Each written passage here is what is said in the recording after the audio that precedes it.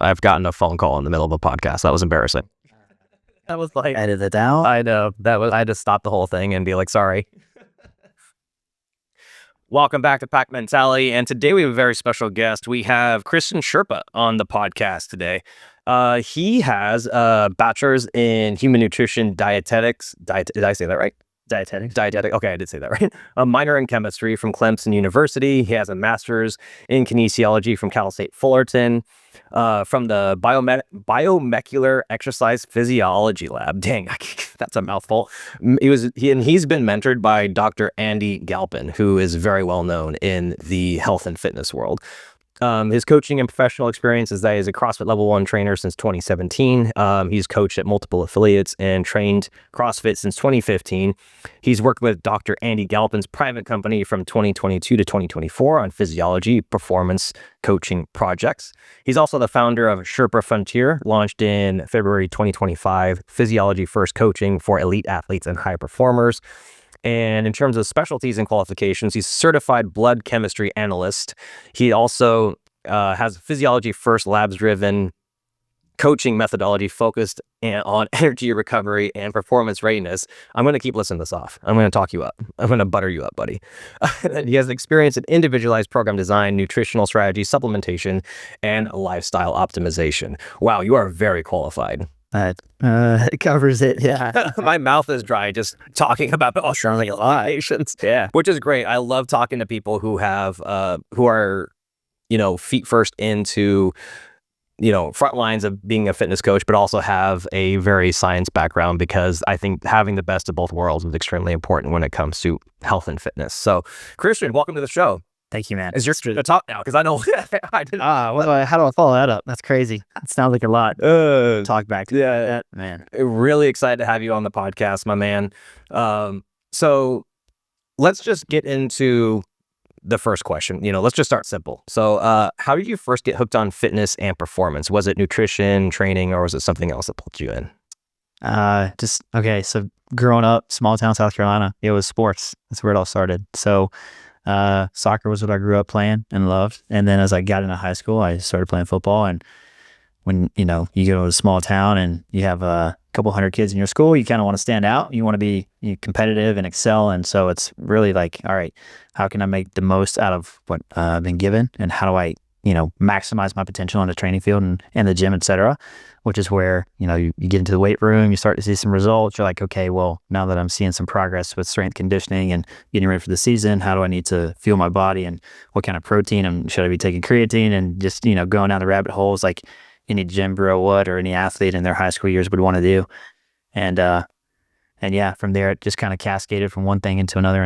And before you know it, you're 10, 15 years down the road, you're a blood chemistry specialist and you know how to dissect physiology from the inside out and outside in. And so, yeah, that's really where it started was high school. That was the impetus for kind of figuring this stuff out. And I love training and strength conditioning and just hard work, grinding it out in the summer heat and the humidity in the South. It's just, I couldn't get enough of it. So when I went to college, that's where I decided to pick up a undergraduate degree in nutrition.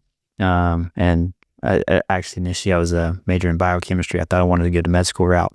And then I figured out there's a lot more fun in the application side and having hands-on coaching experience and stuff versus working in the medical practice where you're seeing certain populations that aren't so, how would you say, go-getter, if you will. Not quite as exciting of a profession and such. So that's where I decided to pivot into the nutrition space and build from there. So that was really it. It was all this internal drive to want to extract the very most potential out of myself that I really could. And I sought, nutrition and new supplementation, especially as the two initial levers that got me going down this rabbit hole of trying to, again, maximize what I've been given. Because for those who are listening on the podcast, not really watching video or anything, I'm only 5'7", and growing up in the South, it's super competitive. And so you've got to try to find every advantage you possibly can. And so that's where you have to take advantage of what I call these physiological levers, or these pillars of nutrition, supplementation, sleep, etc., that help you extract more out of what your body is capable versus, being constrained by your genetics and such. So, wow, yeah, that's awesome. Fantastic. I can't wait to talk to you more, especially about the blood chem work. That's something that's actually really interests me. But kind of moving back into your soccer days, how competitive were you in soccer in terms of how far you went, and what position did you play and everything? Tell us a little bit more about that. Yeah. Again, growing up in a small town, opportunities are few and far between. They're limited. I grew up where you signed up for the team and that was it. Like, who wants to come play? It's like, all right, you're on the team. Got it. There's no tryouts or anything like that. So as far as competitiveness and such, it really just started recreationally early on, and that transitioned into high school. And I played a little bit in college, but nothing too serious. So that's really where I transitioned over into CrossFit, was college. I found a little bit more enjoyment and more opportunity there at the collegiate level. Awesome. So did you play soccer in college? Not for our Division I team or anything. Okay. But yeah, I played recreationally. Okay, cool. Intramural and such, yeah. So did you find, what year in college did you find CrossFit? Right away. Okay. Yeah. So transitioning, so to date myself a little bit, 2015 is when I started. I was finishing up high school, of course, soccer, sports, all these other things that most people are engaged with in high school, and looking for that next thing. And when I got on campus, I was doing the bro lifting split a little bit, but it just wasn't it for me, trying to do the standard hypertrophy workouts, back squats, bicep curls, etc., and then trying to go out and run on top of that. And also, I think, if I can remember correctly, the summer before is actually where I got my first exposure to CrossFit. I think I saw the games when they were still here in Carson, and Rich Froning was at his peak. I'll say, yeah, 2015 was a great year for the games. Yeah, I think Double Grace is how they finished it. And I was like, Froning's just standing on the podium. He's got his classic headband on, and he looked like one of the characters from the 300 movie. And it's like, man, I could see myself doing that. So, oh man, that's what really is like, gosh, where else would you see something like this? Like, these guys are crazy. The Dan Baileys, the Josh Bridges, the Jason Khalifa's. It was just super exciting. It's like, man, there's so much opportunity, so much potential there. And this is like exactly what I'm trying to get into. So, started from there. A couple months into college, I was like, I got to find something. So I searched. There was one gym in the area, CrossFit Clemson. So that's where I dropped into, and met the owner, and he, I was just a poor college kid at the time, and he cut me a deal, and the student rate was, I think it was like $85 a month or something like that. Dang. Which was even kind of steep for me. I was like, I don't know how to afford. Oh man. So I called my dad and was like, Dad, I really want to do this. He's like, all right, well, if you'll do it, I'll pay for it. So wow, that's really cool. Yeah. So he paid my membership for the first year there, and the rest is history. Yeah. Dude, that's awesome. That's such a great story. And that's actually a very similar story to mine. It's funny that you say 2015 you're dating yourself, but I found CrossFit in college as well from a Google search, just randomly, in 2007. And then I just dabbled in some workouts. I died, obviously, on my first workout, but I also loved it.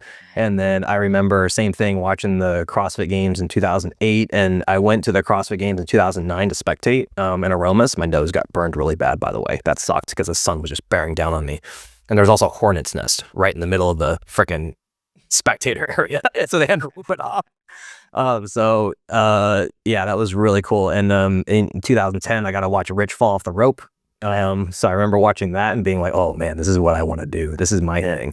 So it's funny how we have very similar stories to that of how we found it and what got us going. Because it's funny you mentioned the headband too, because I wear a black headband specifically for the old school Froning days. Yeah, throwback. Yeah. Or shorts. Yeah. Reebok. Shorts, yeah. No grips. None. No knee sleeves. No belt. Like really old school days. Strategy. That's classic. It is classic. Oh man, we didn't know how to train back then though. We just things have changed a lot, which is a good thing. Let's talk about this. So you've studied both nutrition and kinesiology. So how did those two disciplines shape your approach differently than a standard coach or a trainer? Great question. So when you're trying to get into this thing, right, I kind of mentioned in high school, it's like, all right, nutrition and supplementation, that's kind of where everyone gets their first foothold into trying to extract more potential out of their current physiology, out of their current state. And by the way, when I say physiology, I'm just referring to one's being. Like, physiology at its simplest and most basic definition is like all the systems that make up your human body, right? You have your endocrine system, digestive tract, central nervous system. All these systems mellow and work together synergistically to put forth or to comprise what we consider our physiology, or physiological state. And so we have those internal states that are affected by these external things. And we call those things, like, again, these levers: nutrition, supplementation, hydration, sleep, circadian management, stuff like that. And so when you're getting started, again, the first and most obvious thing is nutrition and supplementation. And so when I was in college, that was actually a degree path that I could have taken. So I pursued that and I got my bachelor's in nutrition. And even beyond that, the typical route that individuals in that undergraduate degree go down is either pre-professional health school, like medical, dental, whatever. I had lots of friends that chose that route. Or you can choose to go into registered dietetics or become a registered dietitian, which I had no interest in, because from a sport application perspective, and when you think of physiology, like everything's connected to everything else. Nutrition affects sleep, affects training and recovery, affects mood, it affects it's like a spider web where everything is connected to one another, and you can't pull on one string in the spider web without it affecting something somewhere else. And so to only be a specialist in nutrition is so short-sighted, because then you forget every other physiological system and every other lever at your disposal. It's very myopic and siloed in nature, right? You want to be able to be an individual who can understand the nutrition, how it applies to the physiology, but also understanding all the other levers, right? And so that's where I didn't want to pursue the registered dietitian route, because I felt like that siloed me in that career path, and I wanted to be more expansive than that, which is what led me into this kinesiology program. So finishing up my senior year at college, I was scrolling through Twitter, as any senior in college does. Dr. Andy Galpin put out a tweet, said, "Hey, I'm looking for students to come work in my lab. If you're interested, send me a DM." And so simple as that, I sent him a message, said, "Hey, I'm interested." He said, "Apply here," sent me a link, and I submitted my application. It was technically for a degree in kinesiology with a specialty in strength conditioning, but more specifically to work in his biomolecular exercise physiology lab, which is a mouthful, but effectively it says we conduct scientific experiments to understand how muscle fibers grow, shrink, die, repair, et cetera, from a molecular level. So looking microscopes and dyes and stuff like that. So I moved out here in the August of 2019 to pursue that, because again, it's all in the name of how do I expand my understanding and knowledge of this physiology thing, this body of knowledge, if you will, of physiology. And kinesiology it was the most next logical, most pillar or step in that direction of going from nutrition, and now we're moving into strength conditioning and more application-based stuff all around all these things of physiology. And if you've ever listened to any of Dr. Andy Galpin's stuff from way back in the day on the Barbell Shrugged podcast, I have. those are the OGs. Dude, Barbell Shrugged, man. Classic. That was it. But he was always at these conferences. They were standing around having these fireside chats, if you will, on all things physiology and muscle fiber typing and hypertrophy and all these things. And it was really super interesting. So I was like, okay, that's what I want to do. And that's where the journey kind of kicked off. And so again, the whole journey in and of itself has just been this amalgamation, this congregation of knowledge of how do we understand the body 360 degrees inside out and outside in. And so that's, in my perspective, what sets me apart. Like, to your question, how do I answer that question? It's like, well, it's not just understanding one thing. It's understand an individual such as yourself in all facets from every perspective that's possible. How do we understand the inputs and the outputs? And how do we understand, or how do we know how to manipulate those? What levers and what tactics can we apply in order to affect a certain given change or outcome? And that's really the premise or the core principle behind my coaching philosophy. It's all about stress management. And when I use the term stress, it's referring to any kind of stimulus that you put on the body. It could come from training, it could come from relationships, it could come from digestive stress and infection. There's so many different types. But effectively, we want to understand how those stressors are affecting our physiology, our bodies, and then leverage those in very specific ways to achieve the outcomes that we want.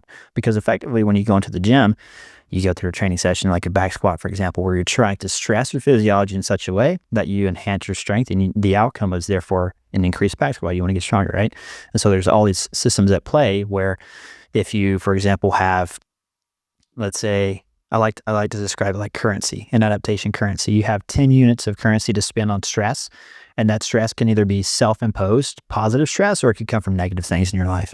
So if you've got a gut dysbiosis, for example, a negative, an imbalance in the good to bad bacteria within your gut, such as like a small bacterial overgrowth or something like that, that's taken away from your capacity to digest and absorb nutrients and extract those from your food and pull them into your body, then that's a stressor that's putting a constraint on your body's capacity to recover from the training session you just went through. So a lot of people could go through a training cycle and feel like, oh, I got better, but not as good as I possibly wanted to get from that training cycle. And you can go back to the drawing board and say, maybe it was the training programming, maybe it was the program design, who knows? Or you could say, from a Physiology-First perspective, it was like, well, was I really recovering as optimally as I could from that training session? Because if I'm not absorbing and extracting all the nutrients from the food that I put into my body, how could I then expect for those nutrients to be put forth into recovery and adaptation, which is what we ultimately want to achieve? And so that's one very small microscopic example, if you will, of how physiology first plays into this whole concept of maximizing our potential on the back end for enhanced energy, recovery, performance, adaptation, etc. So, Wow, that was very well said. I just learned a ton right there. I was just soaking it all in. So thank you. And I love what you talked about that. Just, especially, I think that's one thing that I didn't like apply early on in my earlier days, is that I didn't realize how much or how important it was to get my back end dialed in. I thought it was all about the training and the program design and just going out hot, right? And then, as I got older, I realized, oh, wow, I need to recover. I need to do everything on the back end, everything from sleep recovery. My nutrition needs to be dialed in. And ever since I've been doing that a little bit more, my training has been a lot more fun. Yeah. It's no fun. It's not fun to not be able to recover from your training session. Right. It's a yin and a yang relationship. You can't have one without the other. Exactly. Like HWPO is tried and true. Like hard work pays off. Consistency is 100% there. If you do anything long enough, hard enough, consistently enough, you're going to see results and positive adaptation. But if you want to maximize those in the back, and you need to make sure that the physiology that you're putting those stressors on is ready to handle that stress and ready to adapt and overcome it. So when people get into the initial, like they're training and they're training hard, like you referenced earlier, right? CrossFit back in the day, it was just like how much volume and intensity we throw at this thing. And we didn't have a very good understanding, or at least from what I could perceive, individuals didn't have a very good understanding of nutrition and macros and calorie balance. Oh no, I can tell you, I can tell you firsthand that we did not. Yeah. And so Chipotle. it's a bullet to take you a long way, but it's certainly not maximizing. No, it's not maximizing though. Yeah. So there's so much opportunity. Imagine how those individuals maximize their potential. Like they're beasts. They're amazing athletes at the end of the day, no doubt about it. And their hard work and discipline got them there. But if they got to that level with the physiology basis or the underpinnings that they had at that time, imagine had they had all these other variables dialed in, how much more potential they could have extracted, how much better they would have been, how much, and not even just better from a positive perspective, but how many injuries and how many athletes are suffering from chronic deteriorating overuse injuries, things stemming from chronic systemic inflammation and joint discomforts and all these other things, nagging injuries and such. How much of that would have been mitigated just by having this perspective of, okay, how do we maximize physiological potential on the front end now such that we can have a longer lasting, more sustainable career on the back end? Yeah, no, I 100% agree with that. And I think that, we'll talk about this later, but when it comes to like individualized program design and everything, and I remember when I got my very first workout from my OPEX coach, and it was like, my AM session was like a 20-minute zone 2 row. And I was like, what the hell is this? Because I'm, me coming from just, traditional CrossFit, just being like, well, where's the thrusters and the burpees? And then my PM session was like, tempo back squats at like a pretty light percentage. Then after that, I did like 3 sets of like 8 Russian step ups. And then I did like 6 sets of 12 unbroken chest to bar pull-ups with, it just had to be unbroken. I could rest as long as I wanted between sets. And I was like, what the hell is this? Yeah. And then I remember asking him, be like, what am I doing? And he's like, you're not ready for doing all the fancy mixed modal stuff yet. We got to build your base first. He's like, you, and he didn't ream into me, but he just told me, he's like, you have terrible scapular retraction, your posterior chain is weak, and you have no aerobic base. We're going to work on that. Yeah. Set the foundation. Yeah, exactly. And so it was a huge eye opening for me. And then ever since then, I've been training very similar to that since then. It's much more sustainable as well. Yeah. So wish you could, have every athlete you ever work with have that same experience or knowledge, that philosophy ingrained into them. That's a huge core message I think more individuals, more athletes out there should understand. Yeah, it's really, people always want to skip steps and go to the sexy stuff, but you got to master those basic things. Play the long game. Exactly. And it makes it more sustainable too, because I didn't burn out, which is great. Because I would, it's really easy to get excited and to burn out, and then 6 weeks into a cycle, you're like, crawling right just get into it. Yeah. And then it's nice to be able to sustain that and actually enjoy training as well. Yeah. Periodization. So you work closely with Dr. Andy Galpin. What's the single biggest lesson you took away from him that you apply daily? 2 major things. The first is the concept of physiology-first. Everything at its core can be traced back to some physiological component. And people probably get tired of me saying the word physiology at this point, but that's ultimately anything and everything that you're trying to achieve from an athletic perspective, and even from a longevity and health and wellness perspective. It all ties back to physiology in one way or another. So when you can understand physiology at its core, you can understand how to build. It's like the Lego, like physiology at its base, it's like the individual Lego blocks. Once you figure those out, then you can figure out how to construct things out of them. So that's a huge component. Just understanding that opens so many opportunities, because at the end of the day, it's first principles. It's asking the question why. Well, why did X, Y, or Z happen? Why didn't A, B, or C happen, right? And then you have to trace it back a few steps. And ultimately, when you trace it back far enough, everything comes back to, well, what's happening with this endocrine system? What happens at the cellular level? How are we producing energy at the mitochondrial level? How are the muscle fibers responding to this stimulus from type 1 versus type 2? And like all these other things, right? Which sounds super fancy, but ultimately they're very simple in practice and such. So, which I know it's kind of hard to believe, but it is. It's really, truly. It is. I mean, it's simple, but the science behind it is complicated. Right. Yeah. And but I think with social media and how much free content individuals are putting out, and the ease of access nowadays with YouTube and all the other resources that are available, it's just a matter of time before people begin to catch on, because like the way people are catching on now with things such as macros and calorie balance and eliminating things such as folic acid from the diet and being mindful of plastics and microcontaminants and all these things, like these are like concepts that 10 years ago have been completely foreign to people. So the growth curve is really exponential in terms of how the general population is beginning to catch on to these things. And I think it won't be long before they catch on even more. Like what I'm talking about right now will be commonplace in my opinion. At least that's what I hope. So that's the first concept that I really took away from Dr. Galpin, and I use that obviously every day in my practice. And then the second is this idea that concepts are few and methods are many. So to the same point that physiology is really simple at its core, and with physiology, with coaching, training, performance, etc., there are just but a handful of true unique concepts that if you can master those and understand those, the methodologies and expressions of those, the ways that we can then apply or tactically apply those concepts, there's so many different ways. I'm trying to think of a good example on the spot of an example of a way that the concepts are few, methods are many. Let's see.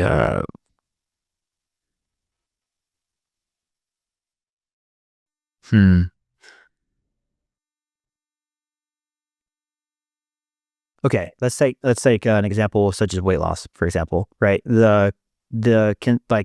Think of all the ways that you've ever heard that people will say, take this, do this, whatever, to lose weight effectively, right? It's like, go vegan, go carnivore, go intermittent fasting, go like all these different dietary trends, right? I did this and I lost 20 pounds. I did this, I lost 15 pounds, right? Those are all methodologies. Those are different expressions that ultimately tie back to the same concept. That is, in order to achieve any semblance of fat loss or weight loss, you need to be in a negative calorie balance. Yes, thank you. And so, right, it doesn't matter how you want to get there, as long as you get back to the concept of fulfilling this basic principle at the end of the day, you're going to achieve the desired outcome that comes from that concept, right? And that was, again, a very simple, very common example of how dieting and diet culture and diet fads, ultimately you might see your success or not success, but ultimately it always traces back to this one concept. And, I'm sure I could brainstorm a couple more off to the top of my head, but effectively and essentially anytime you see any kind of diet trend or any trend in pop culture and in the general space of fitness and health and well-being overall, there's always just but a handful of key core concepts that you could ultimately trace those things back to. And when you can understand those concepts, then you can understand which of those methodologies might or might not be right or wrong for you, because it's always individual specific based on genetics, predispositions, general preferences, cultural things, athletic needs for performance versus general well-being and health. Like there's so many different concepts that affect an individual's physiology, which then dictates which methodologies they should or shouldn't be following. Wow, I love what you said there. And I think that's a very important thing that people need to take away from this podcast, is there's a big difference between methodologies and principles.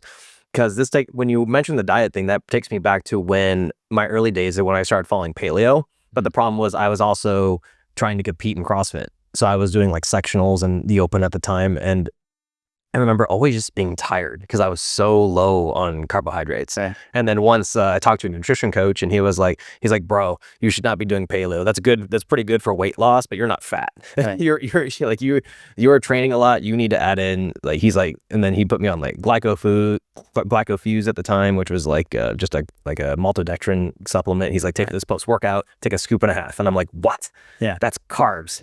That's bad. He's like, no. And then it's crazy when we just start adding in more carbs into my training that, I felt so much better and my performance was so much better. So. Yeah.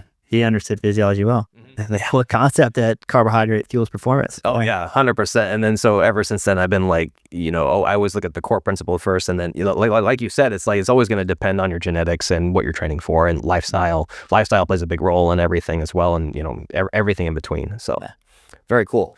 So let's talk about Sherpa Frontier a bit. So Sherpa Frontier is built around physiology-first coaching, right? So for someone who doesn't know what that means, could you explain that for us? Yeah. So physiology-first coaching is, again, first principles. How do we take one's physiology and then dictate the nutrition, supplementation, hydration, pre-peri, intra-workout, sleep strategy, circadian protocol, all these levers that I've mentioned thus far to then affect your desired outcomes and goals. So it's taking an inside-out approach to coaching versus an outside-in approach. So classically, if you go hire a nutritionist, they're going to say you need a gram of protein per pound of body weight. You need to match your calorie intake with your calorie expenditure. You need to make sure you're consuming half your body weight in fluid ounces of fluid per day, right? May have messed it up slightly, but you get the idea, right? There are all these outside tactics and principles that you can leverage onto an individual, and those are fantastic. That's like at its core, that if you just follow the outside in tactics alone, that'll get you 80% of the way there. But there's still a gap where we need to individualize it according to one's individual physiology. What does their internal status and state say about their readiness to train, recover, adapt, and perform? And what that effectively means is I boiled it down into 6 key physiological readiness pillars. So the first and key concept is, and this is the foundation of the 6 pillars, is digestion and GI health. If you can't adequately or sufficiently or effectively digest, assimilate, and absorb the nutrients that you put into your mouth and into your belly, it's all for naught, right? Because that's the raw material, that's the resource gate. That's step one to getting anything into the body, is how well can you digest and assimilate it and then absorb it, right? So that's the key physiological principle number 1. The second is going to be energy and fatigue levels. So looking at the cellular expression of energy, how do we produce energy at the mitochondrial level? Once glucose enters the cell, enters the glycolysis, and then into the Krebs cycle, and then down the electron transport chain. Every step along the process requires a key series of nutrients such as B vitamins, manganese, magnesium, iron, etc. There's so much that goes into it. Oxygen, of course, and so how do we leverage those things in order to generate ATP and energy? Then you have the third key concept, which is blood sugar management, which is how do we stave off type 2 diabetes and irregular fluctuations in glucose, which is just going to lead to energy dips and crashes and swings and mood instability and stuff like that. Then we look at the hormonal system. Then from there, you can build onto the sleep and circadian system. And then from there, it's training and output. So effectively, we're looking at the internal markers that then dictate the external performance. And the way we scope these and look at these can be done through what I consider 3 different levers. So I can ask you questions and you can give me subjective feedback on what your training looks like, how your digestion is. Like if I said, hey, Matt, what's your digestion right now on a scale of 1 to 10? How effectively do you think you digest and absorb nutrients? Like when you eat, do you feel gassy? Do you feel bloated? Do you feel like you have to go to the bathroom immediately? Do you feel smooth? Like, all those are indications to how well or poorly you're digesting and assimilating your foods. And so that's kind of like the first scope or insight that I could do there. The second thing that I could do is actually track and look at it from an objective perspective. Like, have you track your diet? And I can look at it and I can look at, okay, how much fiber are you consuming per day? What's your meal timing and distribution look like? Are you consuming 200 calories for breakfast and then 1,700 calories for dinner, right? There's a clear disproportionate amount of calorie distribution from meal to meal, which tells me like that dinner time is going to be pretty hard for your stomach and small intestines and large intestines to then break that food down and extract those nutrients. And then your blood sugar response is going to be dysfunctional and all the rest from there, right? It's going to affect sleep later at night and so on and so forth. And then the third thing I can do is really what I love specializing in is actually take specimens out of your body and look at them from a lab perspective. So that's where blood chemistry and functional labs comes into play. So I can take serum blood out from your body, run it through a lab, and then it can give me markers on your fasting blood glucose, hemoglobin A1C, fasting insulin, C-peptide. Those are 4 classic solid markers that dictate or tell me what your blood sugar stability looks like. And we can do that from so many different perspectives. We can look at kidney health, liver health, endocrine health, testosterone, thyroid, all the big players in the game, which then tell me what your physiological state looks like. And so basically, like I mentioned at the beginning of this pod, there's this massive spider web of interconnected things, and there's all these variables. But when you can lay them all out on the table and take a no stones left unturned approach to figuring out an individual's physiology and internal state, you can lay the pieces out. You can figure out what the goals of the individual are. You can figure out what the bottlenecks in the system are. Then we can take and identify the levers of change, such as nutrition and stuff, and figure out exactly what we need to do specific to the individual based on this data, or this subset of data that we just laid out. So there's a million and one different ways, as you can imagine, that this might play out. But effectively at its core, it's a massive science project. So in any key scientific experiment, you need to first figure out what exactly it is you're trying to do. Then you need to form a hypothesis. Then you need to go and collect or set the parameters for the study. You need to go and conduct the study. Then you need to step back and review. And then you need to write a paper on it, right? And tell about your findings. So in the same way, when I work with athletes, it's the same way. So I have an individual come in, they do a massive data collection. So I need to get all these data pieces into place so I can really figure you out, inside out and outside in, 360-degree perspective. Then I marry that up with where you're trying to go. And then I lay it all out and I'll say, okay, this is where Matt's trying to go from an athletic perspective. Here are the physiological bottlenecks that are holding him back the most. If we can identify blood sugar instability, digestive inefficiency, and poor total, like if you say, for example, have low free testosterone, right? Maybe your SHBG, sex hormone binding globulin, is slightly elevated, which is causing your free testosterone to be low when otherwise your total testosterone is good. If we can figure out a way to identify why SHBG is elevated in the first place and then bring that down, that frees up more free testosterone, which is then the bioactive form of T that can then go forth to be used in all the favorable things that we want testosterone for, such as muscle building, growth, metabolism, etc. So yeah, that's effectively it from a physiological perspective, which I know if you have any clarifications on that, please let me know. I'd be happy to further explain it, but I know it can be a bit confusing and overwhelming to just hear all at once because immediately there is a lot of moving parts. There's a lot that goes on. Yeah, I thought that was a great explanation. And I think it's so important that people start taking more of an approach like that because there's really no way to know what's going on unless you look underneath the hood, right? And then when you make decisions based on evidence and data rather than feelings or what you see on Instagram, I think things are going to go a lot better for people. So I love that approach. That's really cool. Very well said, Christian. Love that.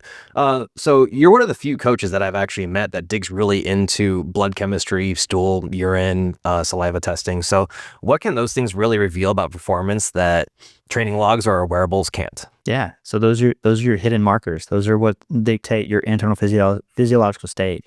Wearables are fantastic. And actually, I leverage those in my coaching practice a lot because they can tell you a lot on a day-to-day basis of how your body's trending from a recovery standpoint.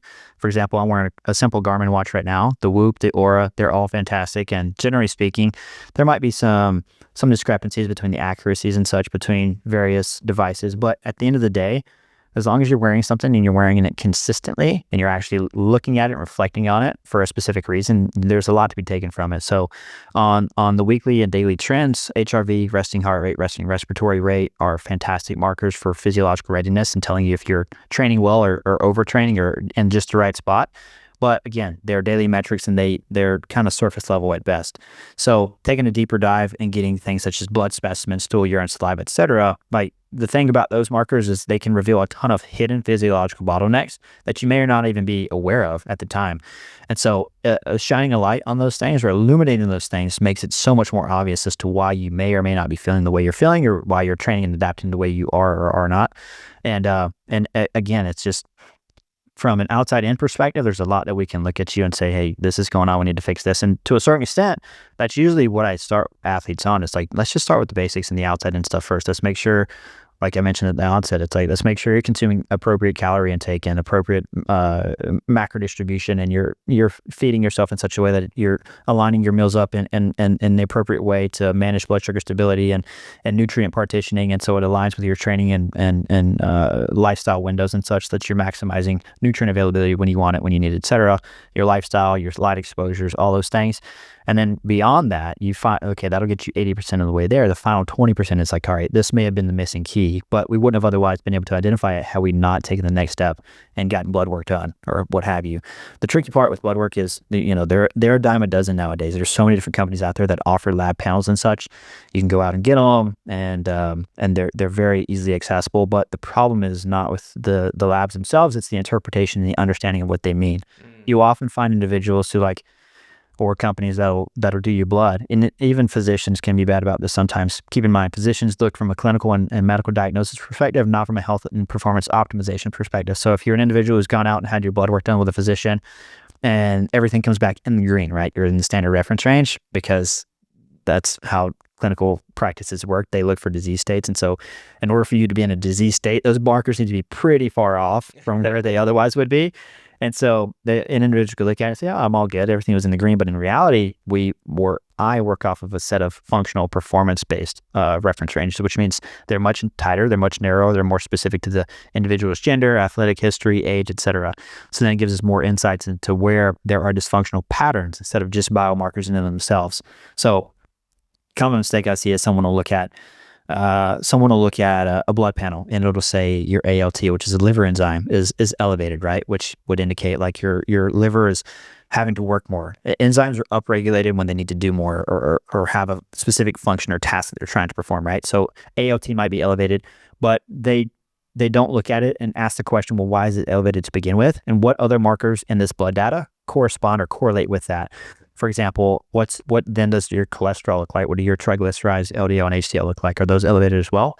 Well, what is your inflammatory markers look like? Your CRP or your ESR or things like homocysteine.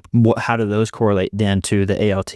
And really getting to the root cause of why your physiology is expressing the things that it's feeling, when in reality, common example is like if you see an individual get a blood panel done and they're looking at their LDL and total cholesterol, and it's like those are both considerably elevated or elevated above the normal standard reference range. A doctor's initial inclination might be to, let's put you on a statin and let's medically correct this. And when in reality, it's like if you looked at the full scope of the blood panel at its whole, we could understand like, oh, you have slightly elevating blood glucose markers, right? So you're not managing blood sugar stability very well.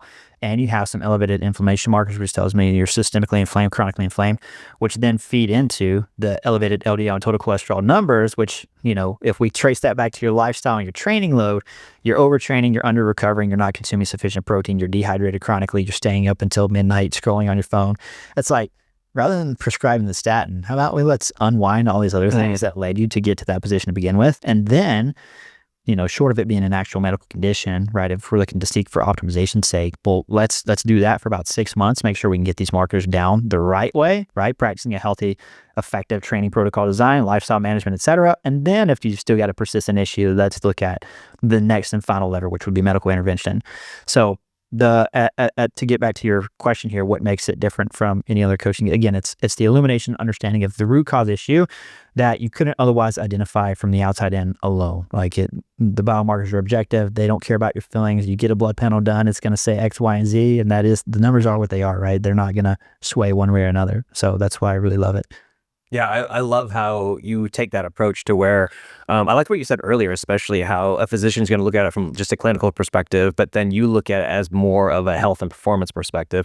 And I like how that was a really good explanation, especially about the cholesterol, about how, let's work on the lifestyle first and let's look at everything else that could be affecting this rather than just going straight to, like you said, medical intervention. Right. So that's a really cool approach that I didn't even think about. So very interesting.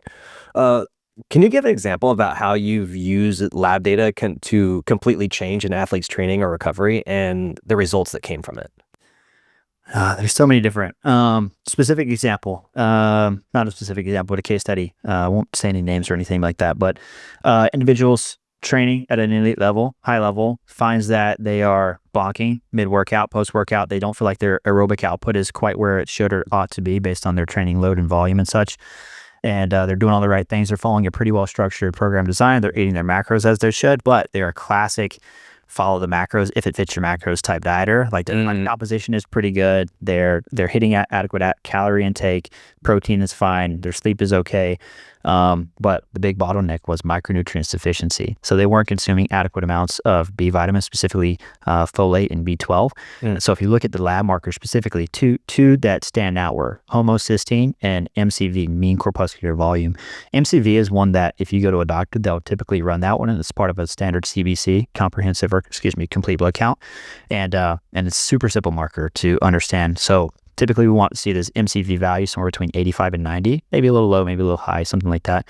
But when it starts to creep up and over 92, 93, 95, and especially as it gets to 100, those, depending on what literature you reference, are clinical signs of macrocytic anemia, meaning your red blood cells are too large. And so in physiology, red blood cell size is really important because it's going to dictate how well your red blood cells uptake oxygen in the lungs and then deliver them to the working tissues and then offload that oxygen into the working tissue to then use it to create energy. So those are your vessels for oxygen. You need them to be at the appropriate size, and we can understand that by looking at MCV value. And so when we look at an individual's physiology, you can see MCV is elevated at like say 100, which tells me they're not developing red blood cells in the right size. Well, what is the primary culprit or the reason why the red blood cells aren't developing as they should? It's the absence or the insufficiency or the deficiency of those two B vitamins I just mentioned, folate and B12. So if you're looking at a marker, it's very easy to understand, like, hey, if you're not consuming adequate amount of B vitamins, or if you have a digestive issue that's preventing you from absorbing those B vitamins, or if you have a leakage in your physiology elsewhere that's causing you to use those B vitamins at a faster rate than they otherwise should have, or whatever else is going on, there's a number of possible root causes that could be going on here.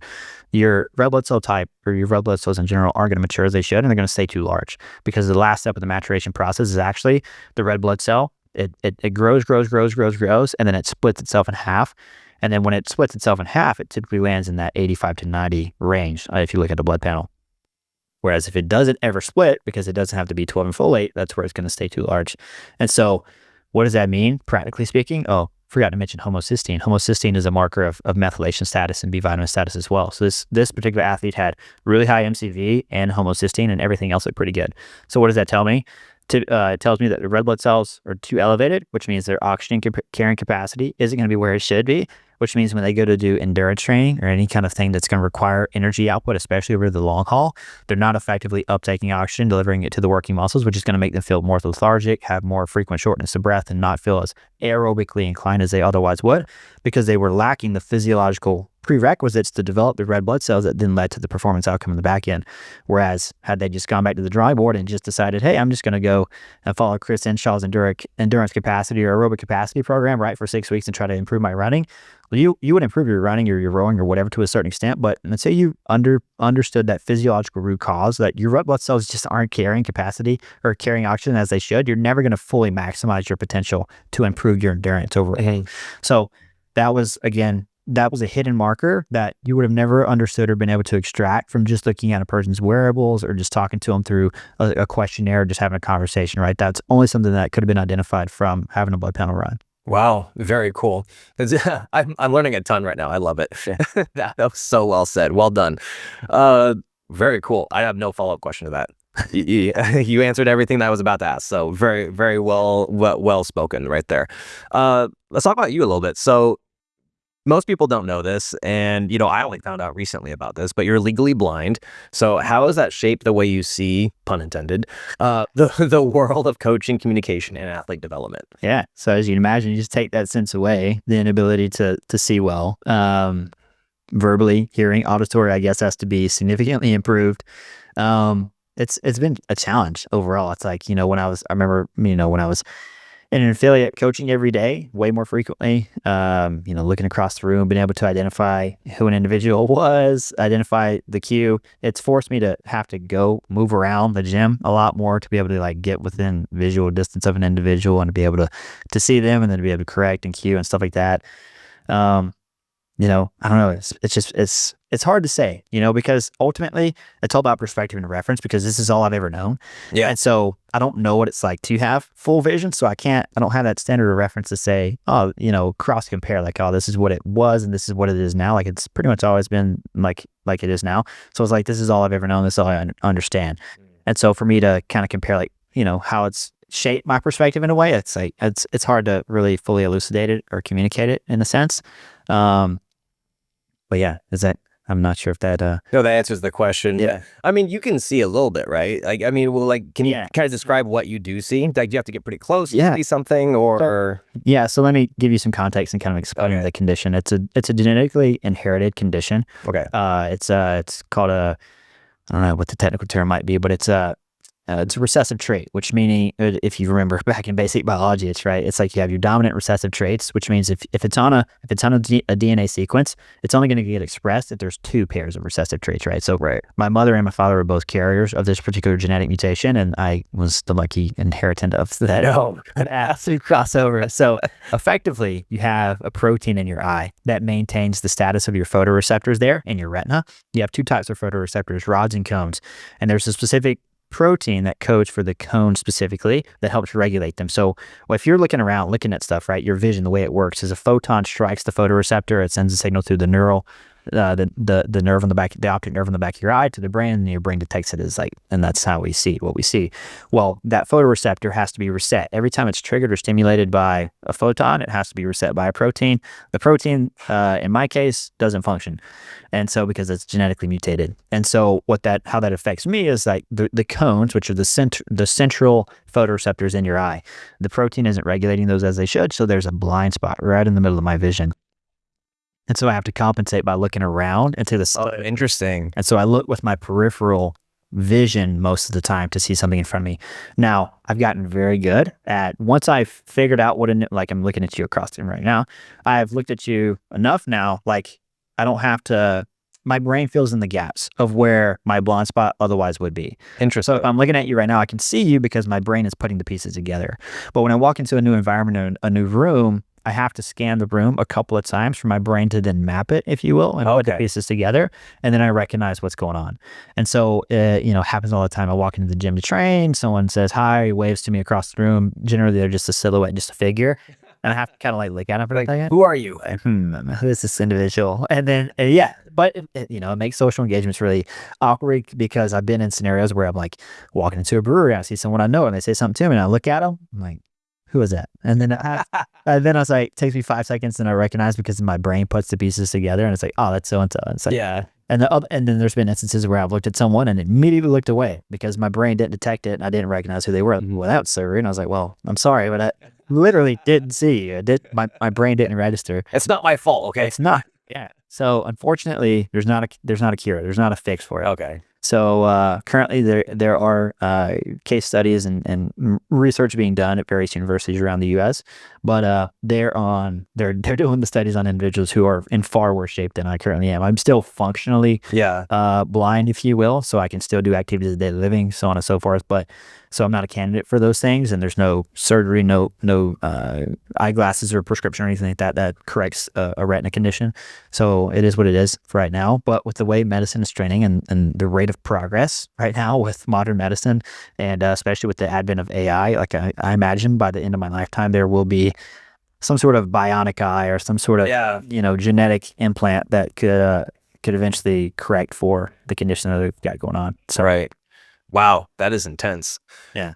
Well, very cool. I mean, it's not cool, but I mean, it's like that's crazy. It's something that I've never heard about before. But it's great though that that you, like you said, you're able to fill in the gaps and everything once you kind of scan the room and everything. So you're still able to function very well. And yeah, that's something that I've never heard before. So really cool though that you're able to overcome that and be very functional with how you are. Because I would have never guessed that at all about you. Like I've seen you train at my gym, and I'm like, it seems perfectly normal. I would never would have guessed that. Yeah. Because now I'm like, it's funny when you sent me that, I was like, how does he see the pull-up bar? What if he misses? Yeah. No, those are okay. Yes. Stuff really, like, again, my peripheral kind of compensates. So if I can kind of pick it up with the rods with the other photoreceptors in the eye, then I'm good. So yeah, we're talking about Wadapalooza coming up here soon, depending on when this podcast gets released. It might be before or after, but they've got the erg shoot event, which is like, I forgot about that. Yeah. I've already sent him an email, and I'm like, hey, can we talk about an accommodation for this in the event that I can't see this darn target? I totally forgot about that. Yeah. But how are they got to have some sort of accommodation for you if you're legally blind. I think I hope. All right. I don't want to make a big stink about it, but I hate for it to ruin a placement or two. Right? No, that's a great point. Yeah. I'll text Dylan for you. So a lot of people listening aren't elite athletes. They're just trying to feel and perform better in life. So what's the number one physiology lever that the average person should pull first? Ooh, that's a loaded question. Yeah, I love it. In my opinion, training, exercise, physical activity is the most potent stimulus that we could possibly have on our bodies. If I lay it out like this, there's 6 levers of possible change. The first is nutrition and hydration. The second is supplementation and nutraceuticals. That includes things like caffeine and such, and other herbals and stuff like that, teas and such. The third is going to be sleep and circadian patterning. That's just your daily lifestyle, your circadian, your internal clock, if you will. The fourth is training, exercise, physical activity. The fifth is downregulation. It's your neuroendocrine management. So it's breath work, it's stress, it's meditation, it's prayer, etc. How do we rest and unwind and get ourselves from what we call a sympathetic state into a parasympathetic state, which is classically your rest and digest nervous system state. And then the last one is environmental stimulants and toxins. So things such as air pollutants and cross contaminants from food and stuff like that. So those are the 6 levers and things that we can really manage. Of those 6, they're all obviously very important and hugely impactful. But the first and primary, if you could only choose one, it's physical activity.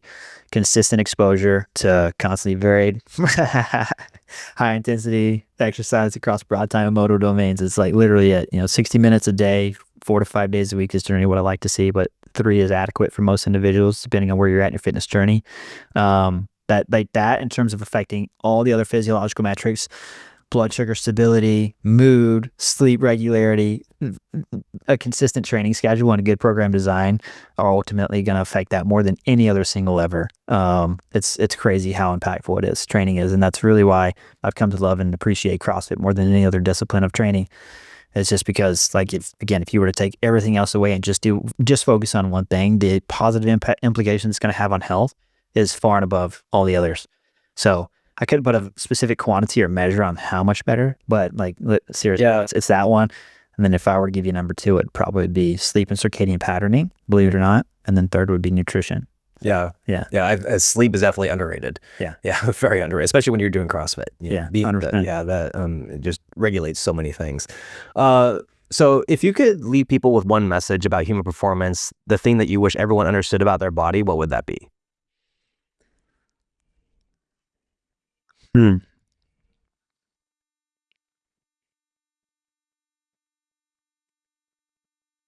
It's a good question. I want to think on it for a second. I want to pull out any poor advice. Take your time.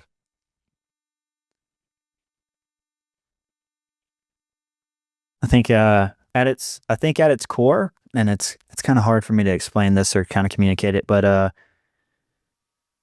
I would like to see people ask why more often, or how, or just be more curious, ask more questions. Don't take things at face value for what they are. There's a lot of trends, a lot of pop culture advice that gets thrown out there, and there's a lot of fallacious arguments that it worked for X person, so therefore it should work for Y person. And in my experience, everything is individual specific.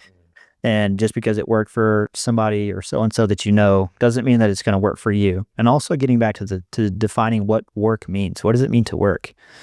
Everyone typically gets, they think work or success is attributed to the weight on a scale. That's typically how most people in the fitness space, like, that's how they categorize it and define it. And there's so much more to health than just that number on the scale. As I've mentioned already, internal physiology dictates a ton. And I would like to see more people ask why more often, like, okay, well, how does this work? Why does this work? Is this right for me specifically? And then getting to the root of okay, well, what am I trying to address? What am I trying to achieve? And then figuring out the right solution for that. Because again, the concepts are few, the methods are many. And there's 1,000,001 things that you could possibly do, but ultimately figuring it out, disseminating it down to just a handful of key principles that you execute on and stay consistent on day in and day out, over and over and over again for weeks and months on end, is huge. Because that leads me into another idea. It's like a lot of people try something for a couple of weeks. Okay, fell off the wagon. All right, I'll get back to it in a couple more days or whatever. Like, in reality, any practice that you have, it's not something that you commit to for a short term with the expectation of getting or achieving a specific goal. It's like you have to make it a lifestyle and a habit. That's the only way to really make it work long term. It's like, how do we integrate this and marry this with part of my lifestyle such that it's something that I don't do for just 4 weeks or 4 months, something that I can carry with me for the next 10, 20 years. And of course, that doesn't mean it's going to stay that way. It's gonna slightly adjust. You're gonna modify it in some way. Your lifestyle is gonna change. You're gonna grow a family. You're gonna move. You're gonna start a new job. Whatever. Like, all these variables change, but at their core, these key concepts need to remain true and they need to remain in place. And and it's a journey more than anything else. It's like, just because, again, something didn't work doesn't mean you have to write it off completely. Maybe it didn't work in your specific context or at the time, right? And so anyway, there's a million and one little tropes and recommendations that I can make, but ultimately asking more questions, being curious, asking why, not settling for the fallacy of it worked for one person, so therefore it's going to work for me, or it didn't work for one person, therefore it won't work for me. And ultimately just finding something, disseminating it down to a few key concepts, and then sticking to it consistently over and over and over again. And also, don't neglect the power of a tribe, having a community. Doing something as a group and as a culture and with others is hugely impactful. It's probably one of, in addition to sleep and circadian management, probably one of the most underappreciated or neglected things in our current society, especially when it comes to fitness and such. So, well, very well said, Christian. Very well said. Yeah, and I 100% agree with you. It's, it's really easy to get caught up and not ask questions and just follow what worked for some influencer, and just because it worked for them, causation doesn't equal the result of that, because like you said, and I have this very similar experience too, when individualization just takes you so much further, so much faster. Generic stuff will work for only a certain amount of time, but then over a long enough time horizon, you're going to have to get on something very specific. So a lot of times people will get their feet wet in something, very broad, just to get their toes dipped in. But then eventually when they plateau, which is actually a lot sooner than they think, then it's time to move on to something very specific. Yeah. Any final things before I wrap things up? Any final thoughts for you?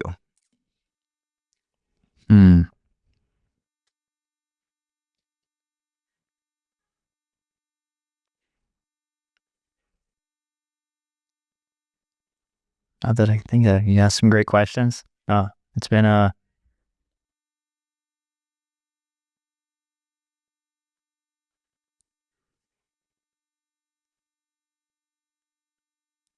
that there's a million and one things I could get on a rabbit hole on. Yeah. I think for the sake of this conversation, I think that's good. I think we talked about a lot. I think there's going to be a lot of questions and a lot of curiosity and a little bit of confusion perhaps and such on some of the things I talked about or mentioned, because I realize I can speak fast and it can be a little overwhelming, but hopefully I communicated it well and it's well received. No, you did a great job. It was fantastic. And I learned a ton just by listening to you, and it was great just hearing you speak on something. It's clear that you know a lot about this. And do you have a website for? It's under construction. Under construction. Yeah, the website is currently under construction. Working on it. Most of my media goes through Instagram. Okay. So personal is at Christian.Sherpa, and then Sherpa Frontier, the name of the business. So I've gotten more consistent about sharing Physiology-First insights, started the Substack publication recently, so I've been posting some articles on there, some longer written content.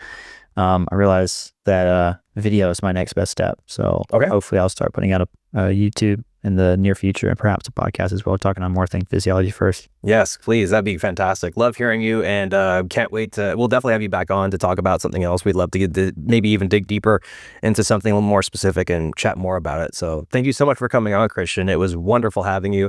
And if you like this podcast and you want to hear more stuff like this, don't forget to leave us a review. Until next time, good luck, have fun, and nailed it.